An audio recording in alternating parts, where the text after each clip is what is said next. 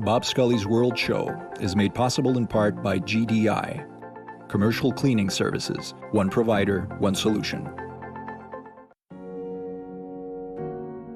And by Clocks Technologies. Biophotonic lighting manages skin from within.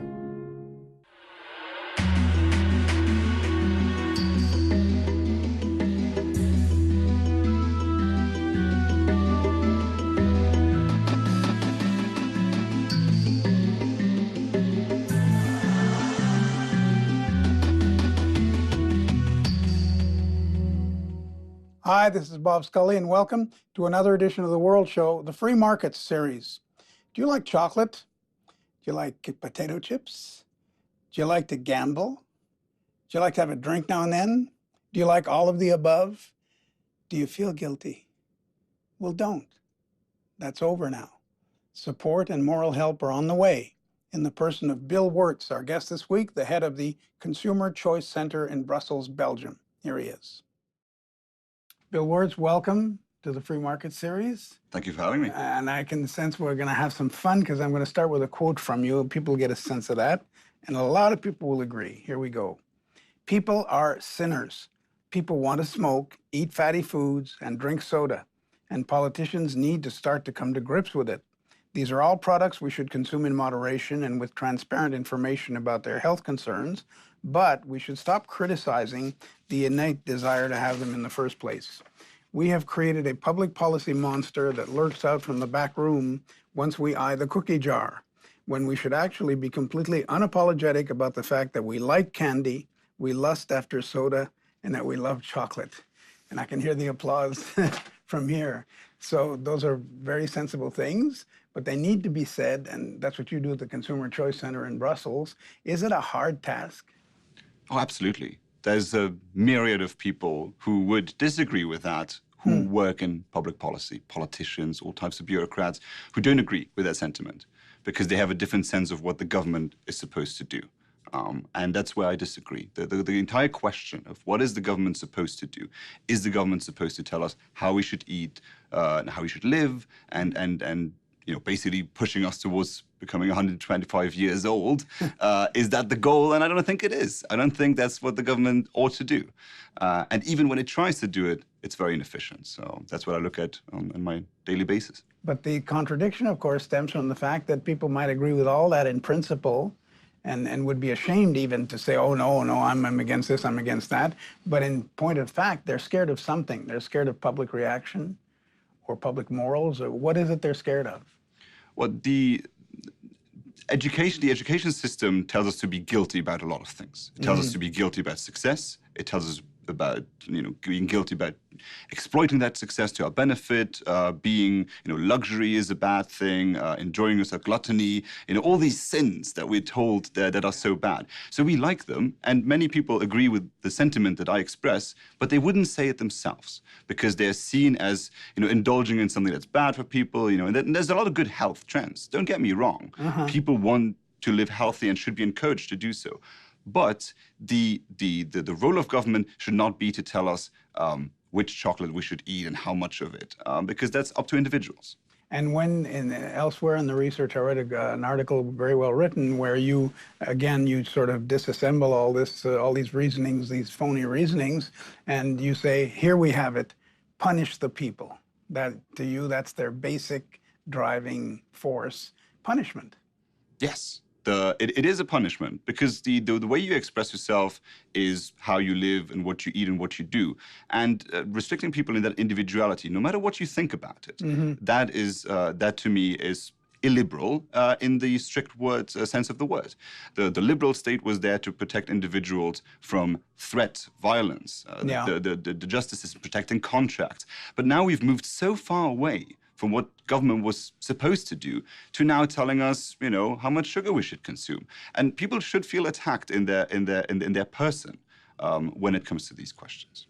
And are you ever on thin ice? Because at some point you move to vaping, and you present an eloquent defense of vaping. And I recall greeting an entrepreneur quite a while ago, already 4 or 5 years. Vaping was already on the horizon, and he came and he said, "Look, this is nicotine in its purest form, and therefore not as harmful. And you don't have the tar, you don't have this, you don't have that." And I didn't know what he was really talking about because vaping, I had never seen anyone do it or whatever. But now the movement against it, using some statistics that have been, I think, demonstrated, some death rates and so on, that movement has gained in strength. Is that a case where you can't win the battle in the name of liberty? Well, there's a lot of myths to unpack here. And I think in general, as a brief point, smoking is a public health problem. Mm-hmm. I would never endorse anyone smoking. Picking up smoking has serious health risks and people shouldn't do it. That's my presentation towards people who want to pick up smoking or think about continuing it. Mm-hmm. It's not good for you. Now, for decades and decades now, the government has tried to get people off smoking. And the tools of the government have been taxation, regulation. You can't smoke on the bus stop, you can't smoke here, you can't smoke there. There's restrictions on where you can buy it, and continuously the prices increase. What we've seen is that this has created a black market and people doing it, all types of illegal places. Now, the free market has provided a solution. Vaping has been this solution. And we know this from government experts. Public Health England says that vaping is 95% less harmful than smoking conventional cigarette. So it's odd to me that the government, its own experts say that this is healthier, and then it now cracks down on vaping because of a few scare stories. And there are a few myths to get into on the issue of vaping. In other words, you can, but some of the deaths were deaths. They didn't make that up. Yes, absolutely. But if you look at the background, because now we keep finding out more about what people were vaping, in all of these cases, people weren't vaping legal products. They were vaping illegal THC-containing products, particularly in states where THC liquids cannot be purchased for vaping. So this is actually more of a prohibition problem than a legal vaping problem. Vaping has been around for a while, but these scare stories are recent because now people try to get THC-containing products from the black market, which are unsafe, which are not regulated, and as a result of that, we have health scares. To now deduct from that we need to ban all vaping is completely the wrong way to go. And in fairness, I must say, apart from that, I saw no criticism of your positions. On the more conventional stuff. Nobody attacked chocolate because you defended chocolate. I mean, these some of those issues are crystal clear. But I thought to myself, he must get heck from the environmentalists occasionally. I mean, he must be taking fire from other people who want to, prevent us from doing things. Or am I wrong? Absolutely. I mean, I've gotten some criticisms when I criticized the meat tax. There's this argument now that not only is meat not healthy, but we also shouldn't eat it for environmental purposes. And both of them I don't quite agree with because there are, again, free market solutions to that. Now, I said in another interview where we talked about the meat tax and calorie consumption leading to obesity and that argument being presented all the time, what I said is that we know that we substitute calorie intake with something else. We all know this. You come home from a long trip, nothing's in the fridge. What do? You grab candy, you grab whatever you can find. So it's not necessarily about what you eat, but it's all about, for me, it's about physical exercise, it's about education, it's about having a healthy mix in your diet rather than taxing one thing out of existence. And so you undertook, for instance, a campaign against the so-called fat tax in Denmark, and also some of the soda taxes. I think it's in France or in one of the European countries, because your primary territory is the EU. Are you successful? Do you manage to push back these powerful interests? So in Denmark, we didn't campaign against it because that was a bit before my organization was created, but it was a good example as to what happened. In Denmark, the government instituted a fat tax on saturated fats of more than 2.3%. in an effort to get people to live more healthily. What people did is they stockpiled by going to Germany, going over the border, and getting sausage. Exactly. And what they did as well is they bought the same products, same calorie intake. They just went to the low-cost brands. They bought the same things, just cheaper. And then what the public health scientists did, they looked at the people stockpiling. So that meant that, in Denmark for quite a few months, people didn't buy butter and so on because they bought it elsewhere, or they had stockpiled it already. And so they saw a 10 to 15% drop in saturated fat consumption. So they said, oh, look, it's a success. It worked. But in reality, the marginal drop was 0.9%. And that is why the Danish government, with the same parliamentary majority, got rid of the tax 15 months later. So we've tried these things before. And so that's why we said on things like the soda tax or all of these extra taxes that we've got experience with this. Not the first time we've tried it. And it never worked because people react to good alternatives, not to paternalistic taxes. And at the same time, I suppose one of the obstacles you face is that people won't admit when they're buying the lower brand sausage, they're getting exactly what they want, and nobody's blaming them for it. But if you have to have the Parliament of Denmark repeal a law, well, that's kind of humiliating, I suppose. And you know, they'd like to find a clever way around it, and they can't. They have to repeal their own law. Yeah, I mean, what does it tell citizens that Parliament has to get involved because they eat too much? How patronizing is it that we've got politicians telling people, you know, you're too fat? I mean, that's essentially what they're telling people. And your own elected officials tell you that you don't live a healthy life, you know, because you should live longer so you can pay more tax and be more obedient to the government and just continuously, you know, just be this person in the system that subjugates you for the purpose of enjoyment of bureaucrats or whatever. So to me, people need to stand up for their rights to be responsible consumers. Are there people who go overboard? Yes. If you allow people to drive, some people will drive too fast. But the overall majority knows the health consequence and risk associated with what they do, and they should do it in moderation. And I believe that most people, with the internet, with all the information we have today, will come around to healthier diets. And we see this. And you're obviously an eloquent advocate at the ripe old age of 24, I might point out. And of course, since you eat a lot of sausage and so on, I suppose you may get to 124, but we'll see. But you're a very good advocate, and therefore, are you approached by interests who want you to defend them? In other words, the people who do things that are under attack, they often are not very good defenders of their behavior. Do they come to you and to the Choice Center, to the Consumer Choice Center that you head to pick up the cudgel? Yes, I get messages, emails, sometimes phone calls from people who say, I love to gamble, and my city has now decided that, you know, I can't go to the casino at certain hours, or I like sugar, and now I can't buy this and that anymore. And yes, people are very concerned. And you are right that people who indulge in things and love them a lot are not necessarily the best advocates. No. I know the type of vaping advocates sometimes can be a bit irritating, can be a bit nerdy even about their products, and cannot understand how somebody cannot feel for their grievances. What I try to do is help them communicate in a productive way and help them through the Consumer Choice Center, you know, advocate on behalf of their individual liberty. Because we've got people who know a lot about their products, but don't know necessarily how to make somebody who doesn't vape, who doesn't smoke, who doesn't eat chocolate, that this is something that they should defend. I always say, if you don't defend the individual liberty of your neighbor, eventually the same logic will be applied to something you like. And I mentioned your age, 24. But more eloquent and more striking still in the research, I read that at the age of 15 or 16, you were already demonstrating in favor of is it the right to vape? Or It's to smoke in a bar. Oh, smoking in a bar, right. And so you came to these convictions early. How? How come? Well, I at this age, I had never touched tobacco. It wasn't relevant to me. I had smokers irritated me, but I felt that in this case, in the case of this law that I wrote a column against, that the government was telling an owner of a bar what to do in his or her own property. And I said, you know, there's bars that organize ladies' night, for instance. They are discriminating against men because women don't have to pay entry and men have to pay entry. And that's fine. You know, you're the owner of the bar, you set the rules of that bar. And so I thought that there's no contradiction in being for the freedom of people to consume tobacco in a place, but also for some bars to decide not to do that. And interestingly, I was proven right.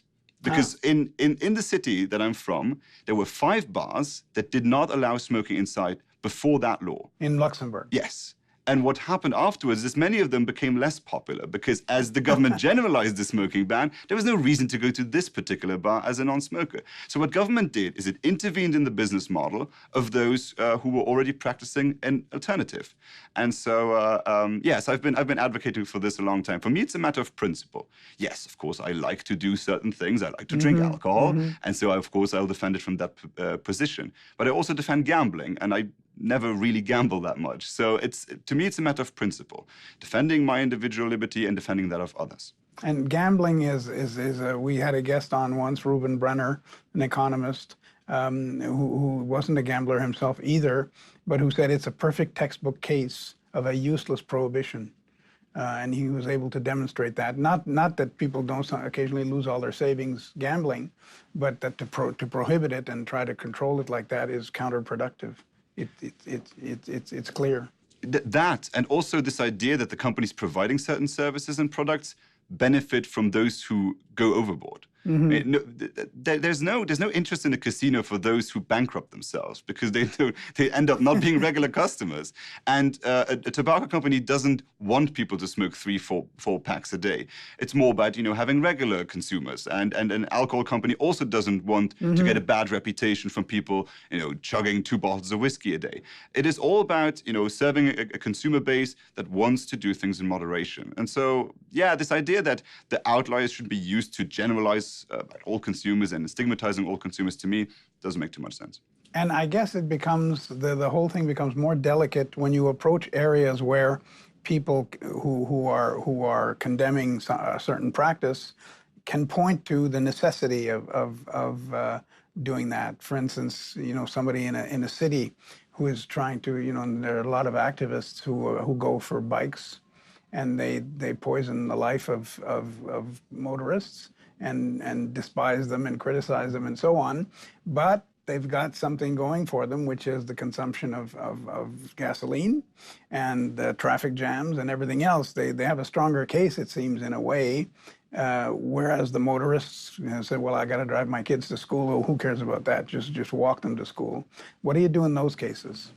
Well, the question is about leading by example. If you have a good alternative, people will catch on to it. So if cycling through a city makes it more efficient for you, then that's what you should do. And by leading by example, you'll convince others of doing it. I always give the examples of vegetarians. Vegetarians said that we don't want to eat meat, it's not good for the environment, we don't think it's ethical, and led by example. 30 years ago, it was much more difficult to get a vegetarian meal in a restaurant. Today, it's everywhere. You always have a vegetarian meal, and now even a lot of vegan meals. They led by example, and they changed the marketplace.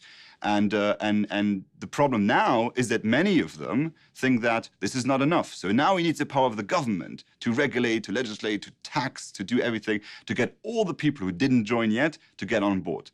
Now, they'll soon find out that consumers don't like this behavior. Consumers don't like paternalism, and they'll rebel against it. We've seen it in France when the environmentalists said, let's tax petrol more, and people set half the country on fire as a reaction to it. So in the case of the cyclists and the motorists, let them lead by example. If cycling is the better alternative, people will do it. But if you tell people they can't use their car, then you'll have a revolt. But at the same time, for those who think you shouldn't be able to use your car, it becomes an itch. It's something that they obsess on, and they have to get their point across. And it's different from somebody eating chocolate, the neighbor eating too much chocolate. They might disapprove privately, but it's not an itch. But the same neighbor with a noisy motor parking his car at night next to them, they can't stand it. There's no easy way around all that. Of course, but I could also obsess about this. Think about it. There's people who want to regulate those who want to enjoy a cigarette. They want to regulate it for people they will never meet, ever. In most cases, you will never meet all the people that these laws applies to. They have no idea about their lives. They don't know about their hopes and aspirations and problems in their life, or just the simple enjoyment of doing that after a meal or whatever. The people who regulate don't never meet all these people, but suddenly have the temerity to tell you what to do. Just if you consider the Yes. arrogance of imposing laws on people you will never meet, and also punishing them for it. You know, there's a lot, you know, depending on which nanny state policies you infringe on, you can get fines, and you can, in the case of a business owner selling certain things, even go to jail. Of course, So why they should be offended and obsess about things, but I should not, I wouldn't quite see. So I think what both sides need to do is respect individual liberty and figure out how to work together. I think the whole purpose of growing up, and I say this as a fairly young person, is that, you know, we should not need our nanny to tell us how to get along. We can do this as individuals. Yeah, the nanny state that's a very catchy term, and I don't know who coined it, but it describes exactly what you were fighting. Yeah, I didn't come up with it, but it is certainly a good representation. And years and years and years ago, I'm reaching back here, there was a book club in the high schools across North America offering bestsellers to kids at a discount, and appropriate readings, of course. And one of them was called The Mouse That Roared. Does that ring a bell? It does not, unfortunately. And it became a movie, but it was a book originally, and it was about Luxembourg, because Luxembourg in the book declares war, I think, on the U.S. or something, and wins. I forget what it was, but it was kind of a gag. It was a fun book. Definitely fiction. Yes, but Luxembourg has remained with me as a symbol of great individualism. You seem to exemplify that. Are you drawing lots of followers? In Luxembourg, I wish. Whenever I go home, I always feel like they consider me more of the ideologue in a country full of pragmatists. Luxembourgish people will, you know, decide on one law or the other based on whether it makes sense to them. So that can actually create quite some inconsistencies. Luxembourg unfortunately doesn't base itself in a philosophy of individualism. This country, fortunately, does, but unfortunately, we don't. Many European countries struggle with that, and I hope to be, you know, one of the people who's able to give people an idea as to, you know, what general principles to follow in life. Because there's another barrier, which is simply the conformity and natural conservatism, I'd call it, which exists out there, such that people who hold these positions aren't drawing that many followers or public followers, and you would think that there would be political parties by now that represent that point of view, the libertarian or whatever you want to call it point of view, and that they would be growing. But the libertarian candidates here in America do dismal numbers. Have you been approached to do politics? I actually did politics in the past, and actually politics led me to question many of the things that government does. You know, I was running myself for parliament at the age of 18. In Luxembourg. In Luxembourg. And my political party suggested that we should tax homeowners if they don't rent it in order to help the housing market. And my first indication was, why? They own the property, they should be able to do with it whatever they like. And so that was the first time that I sensed that I had a different position than whatever liberal Democrat meant. And so then I started getting more into, you know, free market economics and the positions of individual liberty, and that's what I've been doing since. Now, the question of the nanny state and individual liberty, where is it? Well, it actually is cross-party. I believe that many people haven't quite discovered that they are believers in individual liberty, and that's why you find champions of individual liberty in many different political parties. So with the Consumer Choice Center, we can work with many different groups in the European Parliament or in national governments in order to convince them to reconsider the mainstream positions. But it should, in some way, lead to political action, shouldn't it? If it's logical and you believe in it, you don't impose it, certainly not coming from where you're coming from, but you would want it shared, and therefore you would want to proselytize a little bit. Yes, well, to be quite frank, the nanny state policy and the lifestyle regulations that I talk about are not the most important issue of politics. You know, in Europe we talk about Brexit, we talk about the EU, where it should be in the future. We talk about all this, you know, monetary policy. And so when I come around and I say, oh, there's a sugar tax suggested in the European Parliament or whatever, then it doesn't seem like quite a priority.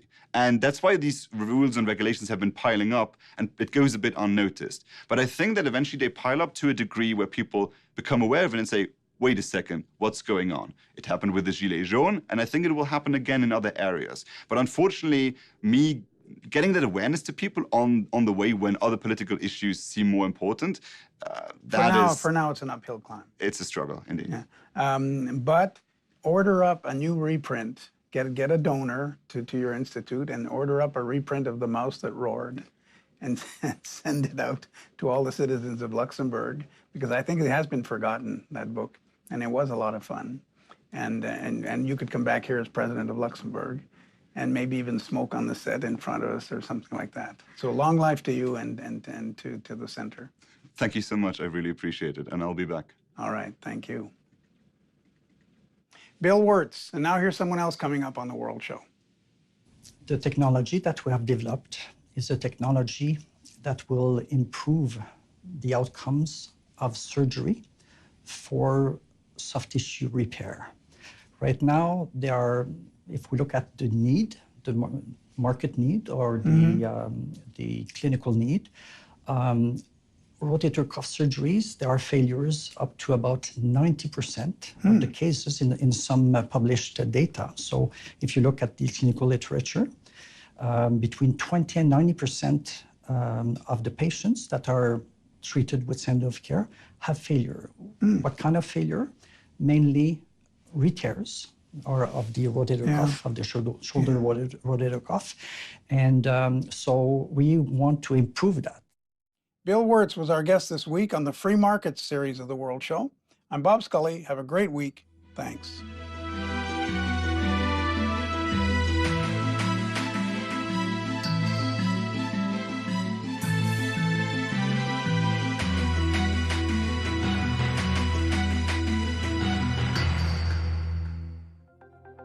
Bob Scully's World Show was made possible in part by GDI, Commercial Cleaning Services, one provider, one solution.